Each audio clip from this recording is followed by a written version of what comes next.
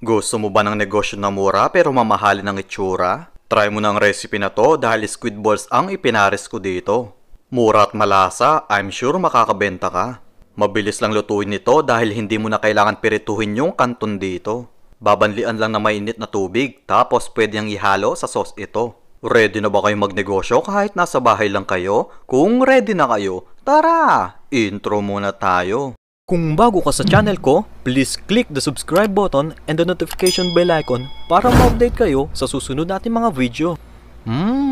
Sarap. Tamis.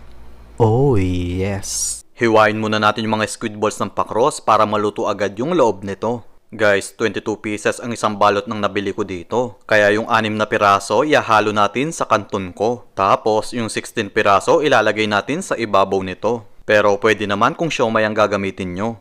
Heto yung 6 na nahiwa ko.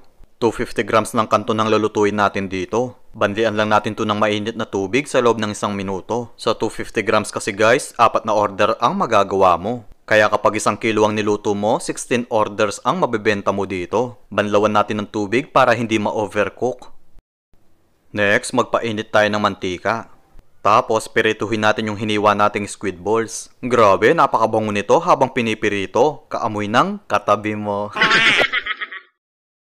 Then, isunod na natin yung carrots. Pwede kayong magdagdag ng repolyo kung gusto nyo. Pero ako kasi, okay na sa akin to.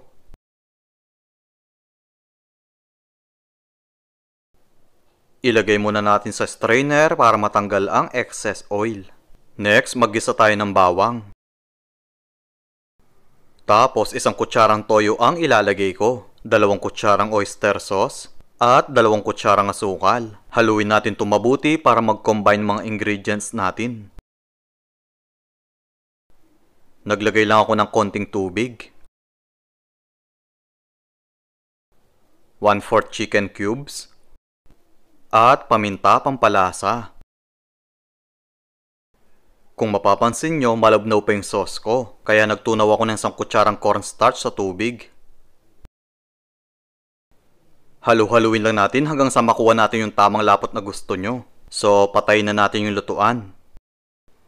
Tapos, ilagay na natin yung kanton. Hindi kasi maganda kapag na-overcook ito. Tapos, squid balls at carrots ang ihahalo ko dito. Then, onion leeks pampaganda. O, diba? Ang bilis lang ng pagluluto nito. Dahil malapot yung sauce ko, kapit na kapit talaga siya dito.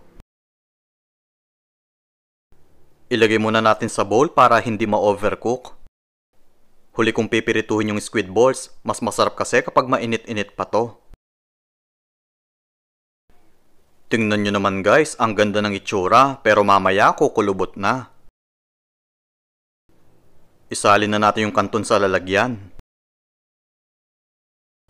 Tapos, 4 na siomay ang ipangtatoppings ko. Heto ng ating squid balls kanton. Try nyo na din ang recipe na to na pang negosyo. Pwede mo ibenta ng 40 pesos ang kada order nito. Pero kung gusto mo mas mababa ang presyo, bawasan mo yung squid balls dito. Maraming salamat po sa inyong panonood. Ingat po kayo palagi and God bless. Bye-bye. Bye-bye.